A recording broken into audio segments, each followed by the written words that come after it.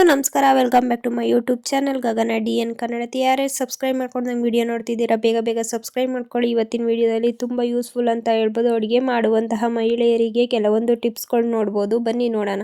ಅಕ್ಕಿ ಬೂಸ್ಟ್ ಹಿಡಿಯದಂತೆ ಇರಲು ಅಕ್ಕಿ ಡಬ್ಬದೊಳಗೆ ಸ್ವಲ್ಪ ಕರಿಬೇವಿನ ಸೊಪ್ಪು ಹಾಕಿ ಇಡೋದ್ರಿಂದ ಅಕ್ಕಿ ಬೂಸ್ಟ್ ಹಿಡಿಯೋದಿಲ್ಲ. ಹಸಿ ಮೆಣಸಿನಕಾಯಿಯನ್ನು ಕತ್ತರಿಸಲು ಕತ್ತರಿಯನ್ನು ಬಳಸುವುದರಿಂದ ಕೈ ಉರಿಯುವುದನ್ನು ತಪ್ಪಿಸಬಹುದು. ಸಕ್ಕರೆ ಡಬ್ಬದಲ್ಲಿ ಲವಂಗಗಳನ್ನು ಹಾಕಿ ಇಟ್ಟರೆ ಇರುವೆಗಳು ಬರುವುದಿಲ್ಲ. ಕರಿಬೇವು ಸೊಪ್ಪನ್ನು ಗಾಜಿನ ಬಾಟಲಿನಲ್ಲಿ ಹಾಕಿ ಫ್ರಿಡ್ಜ್ನಲ್ಲಿ ಇಟ್ಟರೆ ತಿಂಗಳುಗಟ್ಟಲೆ ಫ್ರೆಶ್ ಆಗಿರುತ್ತದೆ. ಅನ್ನವನ್ನು ಮೃದುವಾಗಿ ಉದುರಾಗಿ ಮಾಡಲು ಅಡುಗೆ ಮಾಡುವಾಗ ತುಪ್ಪ ಅಥವಾ ಎಣ್ಣೆಯನ್ನು ಸೇರಿಸಬೇಕಾದ್ದರಿಂದ ಅಕ್ಕಿ ಬೇಗನೆ ಬೇಯುತ್ತದೆ ಹಾಗೂ ರುಚಿಯಾಗಿರುತ್ತದೆ. ತೆಂಗಿನಕಾಯಿ ಒಡೆದ ಬಳಿಕ ಅದಕ್ಕೆ ಸ್ವಲ್ಪ ಉಪ್ಪು ಸವರಿ ಇಟ್ಟರೆ ಕೆಲ ದಿನಗಳವರೆಗೆ ಕೆಡುವುದಿಲ್ಲ. ನೀರನ್ನು ಕುದಿಸುವಾಗ ಪ್ಲೇಟನ್ನು ಮುಚ್ಚಿಡಿ, ಇದರಿಂದ ನೀರು ಬೇಗನೆ ಬಿಸಿಯಾಗುತ್ತದೆ.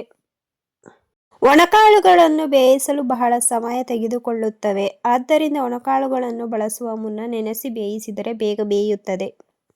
ಏಲಕ್ಕಿ ಕಾಳು ಅಡುಗೆಗೆ ಬಳಸಿದ ಮೇಲೆ ಅದರ ಸಿಪ್ಪೆಯನ್ನು ಪುಡಿ ಮಾಡಿ ಸಕ್ಕರೆಗೆ ಕಲಸಿ ಬಿಡಿ. ಇದನ್ನು ಚಹಾಗೆ ಬಳಸಿದರೆ ಚಹಾ ರುಚಿ ಹೆಚ್ಚಾಗುತ್ತದೆ, ಅಲ್ಲದೆ ಪರಿಮಳದಿಂದ ಕೂಡಿರುತ್ತದೆ. ಉಪ್ಪಿನ ಡಬ್ಬದಲ್ಲಿ 2 ಒಣಮೆಣಸಿನಕಾಯಿ ಹಾಕಿ ಇಟ್ಟರೆ ಉಪ್ಪು ನೀರು ಬಿಟ್ಟುಕೊಳ್ಳುವುದಿಲ್ಲ.